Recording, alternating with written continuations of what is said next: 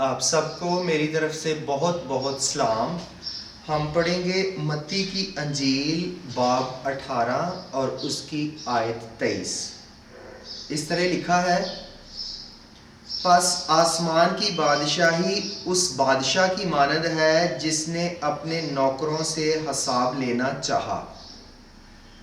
تو میں نے آیت 1 پڑھی ہے، جبکہ یہ تمثیل 23 سے 35 آیات تک ہے۔ آج ہم بے رحم نوکر کی تمثیل میں سے سیکھیں گے، اور اس سے پہلے پطرس نے یسوع سے سوال کیا کہ اگر میرا بھائی گناہ کرے تو کیا میں اسے 7 دفعہ معاف کروں؟ تو یسوع نے جواب دیا 7 دفعہ کے 70 بار تک۔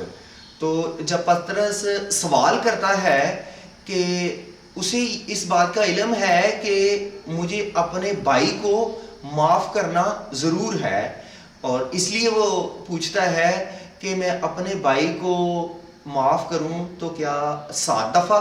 تو وہ سمجھتا ہے کہ معاف تو کرنا ہے، لیکن جو 7 بار ہے یہ زیادہ ہے، کافی زیادہ ہے۔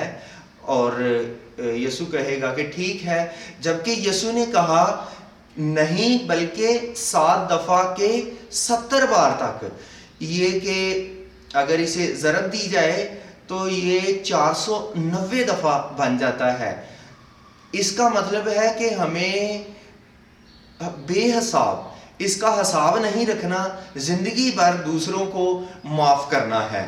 اس کا یہ مطلب ہے، یہ نہیں کہ ہم حساب رکھنا شروع کر دیں کتنی دفعہ اسے معاف کیا اور کتنی دفعہ رہ گیا، یا اب تعداد پوری ہو گئی ہے اب اسے معاف نہیں کرنا۔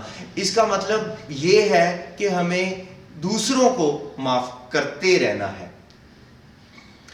اور یسوع نے یہ جو تمثیل سکھائی، اس سے پہلے یسوع نے یہ بات بتائی 15 آیت سے اگر ہم پڑھیں اسی باب کی، تو وہاں پر لکھا ہے کہ اگر تیرا بھائی تیرا گناہ کرے تو خلوت میں جا، اس سے بات کر، تو اگر وہ سنے تو نے اپنے بھائی کو پا لیا، اور اگر وہ نہ سنے تو ایک دو آدمیوں کو لے جا کر بات کر، تاکہ گواہوں کے سامنے جو بات کی جائے وہ بہتر ہے اور گواہی ہوگی۔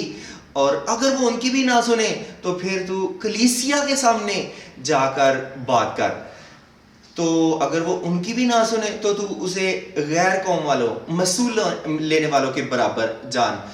تو یسوع نے یہاں پر یہ سکھایا کہ جو ہمارے بھائی ہیں، خونی رشتہ بھی ہو سکتا ہے، کلیسیا کے ممبران ایماندار بھی ہو سکتے ہیں، اور ایماندار تو واقعہ ہی ہے، اور جو نامی مسیحی ہیں وہ بھی شامل ہیں، کیونکہ یقین کی یسوع بات کر رہا ہے جو آپ کے بھائی ہیں، جو آپ کے ہم ایمان ہیں، اگر ان میں آپ میں ایک دوسرے کے ساتھ کسی معاملے میں زیادتی،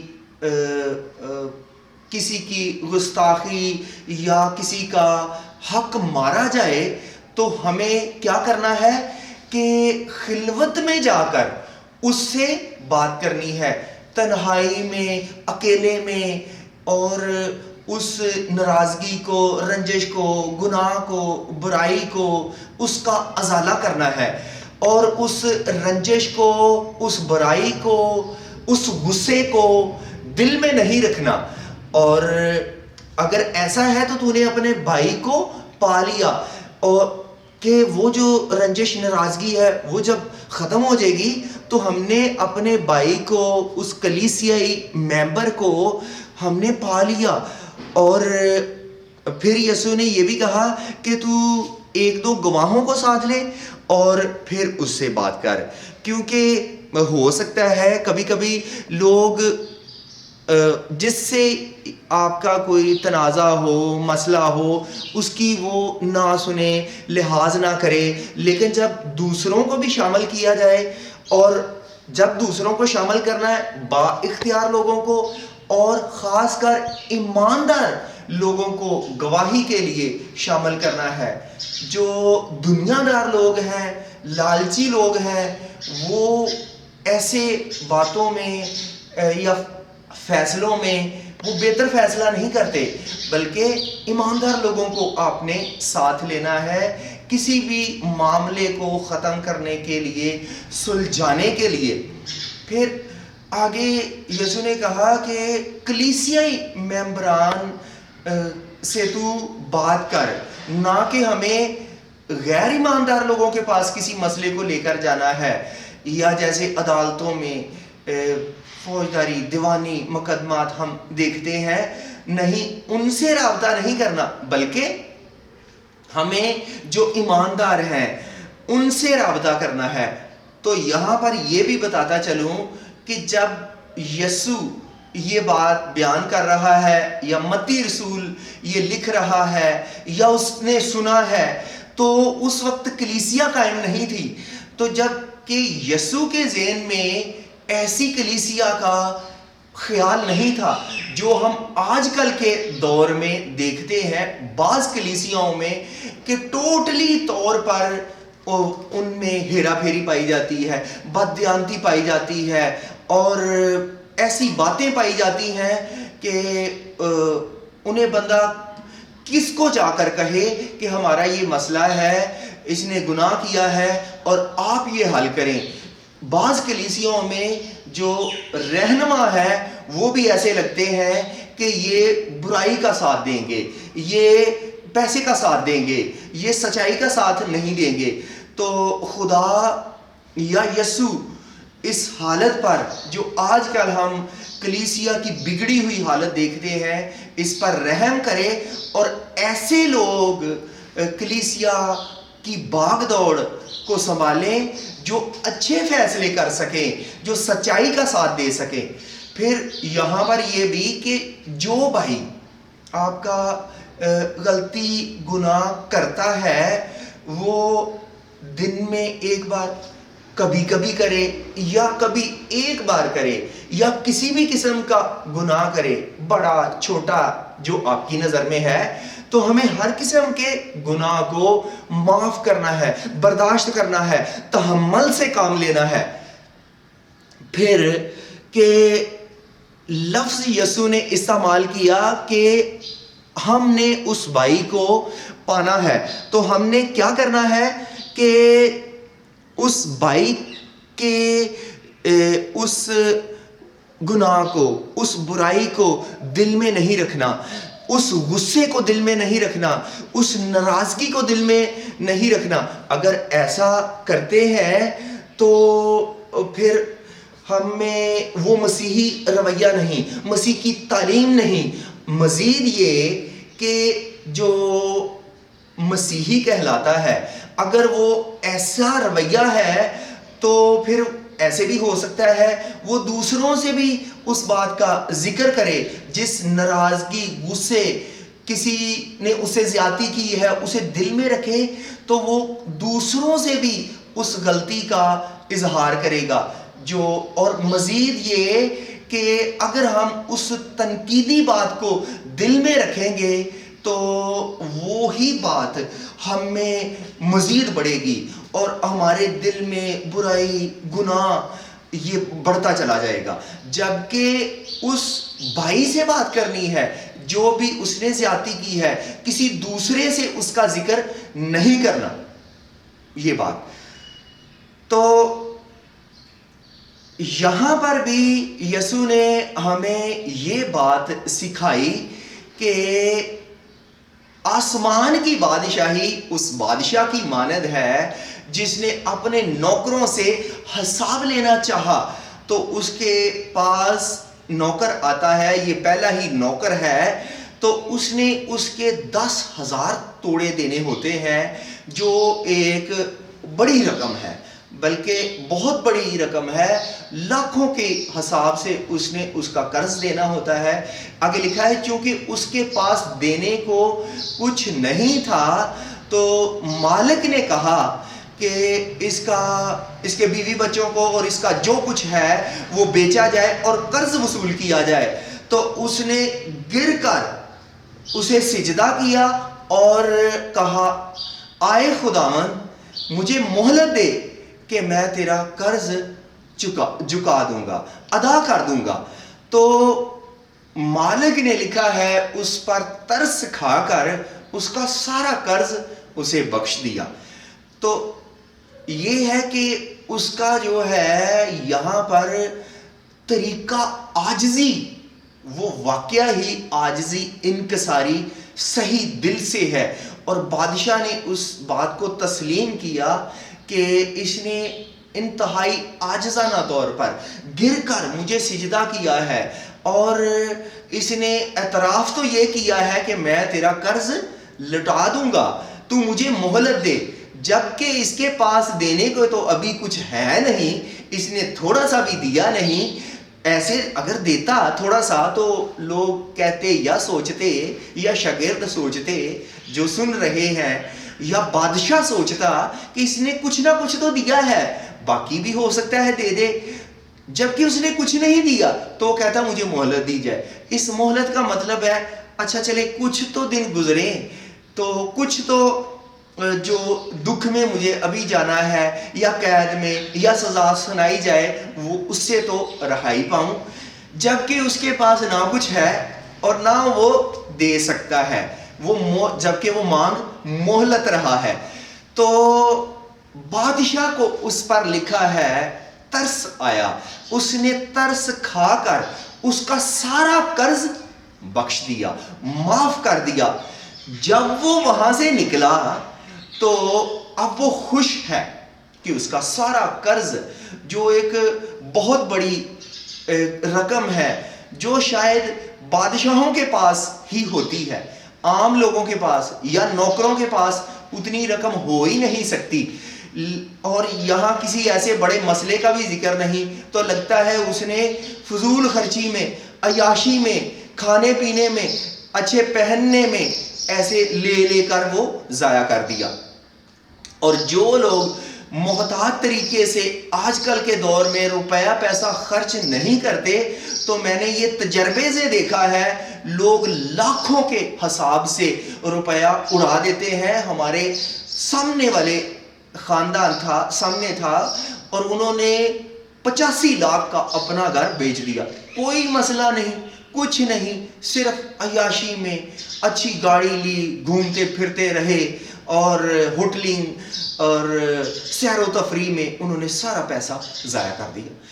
لوگ اس طرح کرتے ہیں اور اپنی سوچ، اپنی حیثیت کے مطابق نہیں چلتے۔ جیسے ایک محاورہ ہے نا، چادر دیکھ کر پاؤں پھیلاؤ، ویسے نہیں وہ چلتے، تو اپنے سے بڑوں کی طرف دیکھتے ہیں اور ایسے کام کرتے ہیں کہ وہ بہت زیادہ مقروض ہو جاتے ہیں، بہت پیسے کے نیچے دب جاتے ہیں، آخر انہیں مکان بیچنا پڑا۔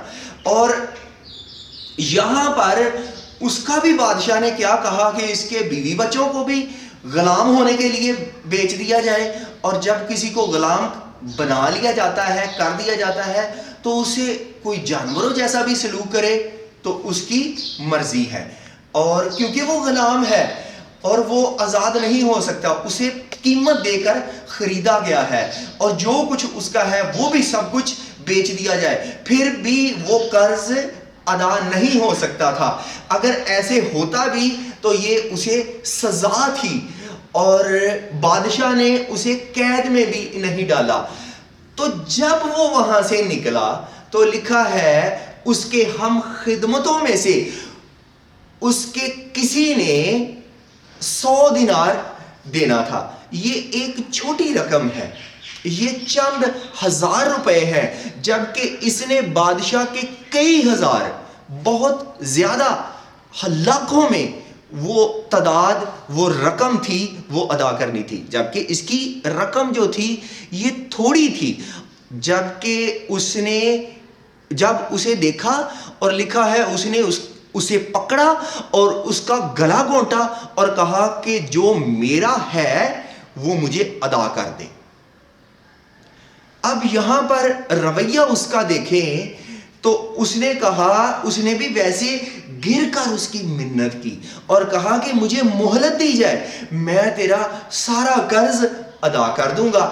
تو اس نے اسے پکڑا اور قید میں ڈال دیا اور کہا کہ اس وقت تک قید میں رہے جب تک یہ میرا قرض ادا نہ کرے. تو وہ قرض کیسے ادا کرتا؟ جب اسے قید میں ڈال دیا. وہ کمائی کر سکتا ہے, وہ کمائی تو باہر رہ کے کر سکتا ہے, یا وہ کچھ بندوبست باہر رہ کے کر سکتا ہے. اسے وہ قید میں ڈال دیتا ہے, اسے وہ بات بعد میں کرتا ہے, اس سے پہلے اسے مارنا شروع کر دیتا ہے. یہ ہے اس کا رویہ. تو جب بادشاہ کو اس بات کی خبر ملتی ہے, اس کے ہم خدمت اس کے اس رویے کو دیکھ کر وہ لکھا ہے غمگین ہوتے ہیں. انہوں نے افسوس کیا, دکھ کیا کہ اس نے اس پر کتنی زیادتی کی, جبکہ بادشاہ نے اس سے کتنی ہمدردی کی کہ اس کا اتنا بڑا قرض تھا. تو بادشاہ نے ایک دم اسے وہ سارا کا سارا قرض معاف کر دیا, جبکہ اس کی تھوڑی سی قیمت تھی, اور اس نے اسے مارا بھی اور بعد میں اسے قید میں بھی ڈال دیا. اپنے ہم خدمت کو, اپنے جیسے بھائی کو جو اسی کی طرح خدمت کرتا ہے. جب بادشاہ نے سنا, اسے بلایا گیا, تو بادشاہ نے کہا, آئے شریر نوکر, کیا جس طرح میں نے تیرا سارا قرض معاف کیا, تجھے لازم نہ تھا کہ تو بھی اس پر رحم کرتا جس طرح میں نے تجھ پر رحم کیا. تو بادشاہ نے آگے یہ بھی نہیں کہا کہ اسے مہلت دی جائے کچھ بولنے کی. تو بادشاہ نے کہا کہ اسے پکڑا جائے, جلادوں کو حکم دیا کہ اسے قید میں رکھا جائے, اور جب تک یہ قرض ادا نہیں کر دیتا یہ قید میں رہے. بعد میں بادشاہ اس کی بات نہیں سنتا. کوشش تو ہو سکتا ہے اس نے بعد میں بھی کی ہو, لیکن کوئی اس کی بات نہیں سنے گی, اسے موقع ہی نہیں دیا گیا. ایک محاورہ ہے نا, تاریخ دہرائی جاتی ہے, تو یہاں پر بھی تاریخ دہرائی گئی ہے, اور یہ تاریخ کوئی پرانی نہیں, یہ اسی کہہ لیں کہ 1 گھنٹے میں ہی یہ سارا کچھ ہو جاتا ہے. اسے معاف کیا گیا, وہ ادھر سے نکلا اور اس نے آگے چلتے چلتے اپنے ہم خدمت جو اس کا مقروض تھا اسے دیکھ لیا, اور اسے وہ مارنا شروع کر دیتا ہے اور قید میں ڈال دیتا ہے. جب بادشاہ کو خبر ملی, بادشاہ اسی موقع پر اسے بلا لیتا ہے, اور بادشاہ بھی پھر ویسے ہی اس کے ساتھ کرتا ہے. تو آیا وہ قرض دے سکتا تھا؟ تو آگے لکھا ہے تمہارا آسمانی باپ بھی اسی طرح کرے گا اگر تم اپنے بھائیوں کو دل سے معاف نہ کرو. یہاں پر اس تمثیل میں جو بادشاہ ہے یہ ہے خدا باپ, اور جو قرض ہے یہ ہے ہمارے گناہ, جو وہ بہت زیادہ ہیں, جو وہ لاکھوں کی تعداد میں ہے, جبکہ خدا اسی قدر رحیم ہے جس قدر ہمارے گناہ, اسی قدر خدا کا فضل بہت زیادہ ہے. اور وہ خدا ہے, وہ بہت عظیم ہے, اور اس کی مہربانی شفقت بھی بہت عظیم ہے, اور وہ ہمارے سارے گناہ معاف کرنے پر قادر ہے, جبکہ وہ گناہ کو دیکھ نہیں سکتا.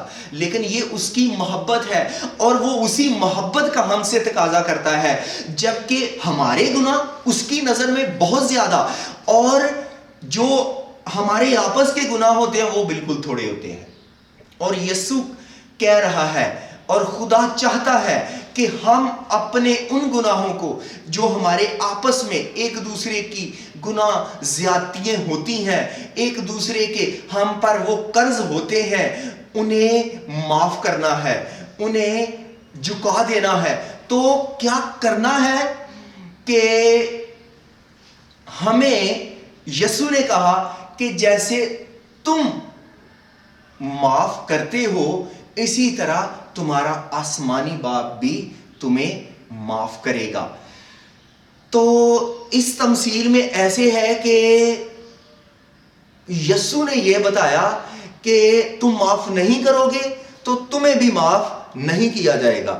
تو جو پہلی باتیں ہیں وہ ہمیں یہ سکھاتی اور بتاتی ہیں کہ ہمیں معاف کس طرح کرنا ہے, کیسے کیسے اقدام کا استعمال کرنا ہے, معافی کے لیے برداشت کرنا ہے, تحمل کرنا ہے, اور جہاں تک ہو سکے اپنے بھائی کو بچانا ہے, کھو نہیں دینا.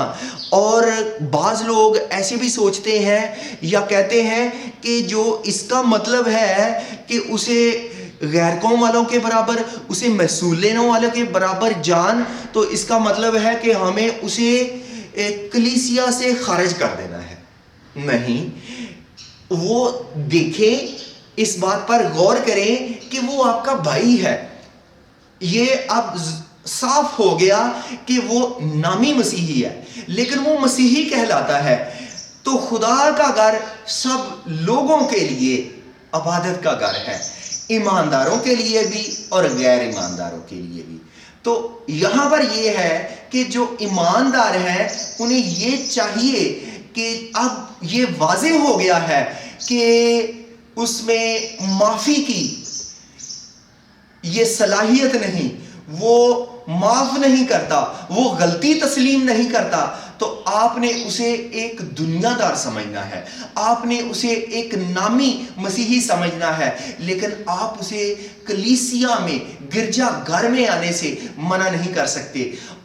جبکہ آپ اسے کلیسیائی خدمات میں شامل نہ کریں, ایمانداروں کی جماعت کا وہ حصہ نہیں ہے, تو ہم ایسے کر سکتے ہیں جیسے آپ گھر میں ایک شخص ایسا ہے, مثال کے طور پر وہ دنیا دار ہے, آپ اسے گھر سے تو نہیں نکال دیتے, آپ اسے معاشرے سے تو نہیں نکال دیتے, اسی طرح ہم اسے چرچ میں سے بھی نہیں نکال سکتے. نہیں نکالنا, اس کا یہ بھی فائدہ ہے اور مقصد ہے, ایک وقت آئے گا کہ اس کا ضمیر اسے ملامت کرے گا, وہ خدا کے کلام کو سنے گا, تو ہو سکتا ہے کہ خدا اپنے ٹھہرائے وقت پر اس کی زندگی میں کام کرے اور وہ بھی سچے دل سے توبہ کرے, مسیحی بن جائے, اور اس غلطی کا وہ کچھ مدت کے بعد وہ اعتراف کرے اور وہ کلیسیا میں شامل ہو جائے. اور آپ کو پھر اس برداشت کرنے پر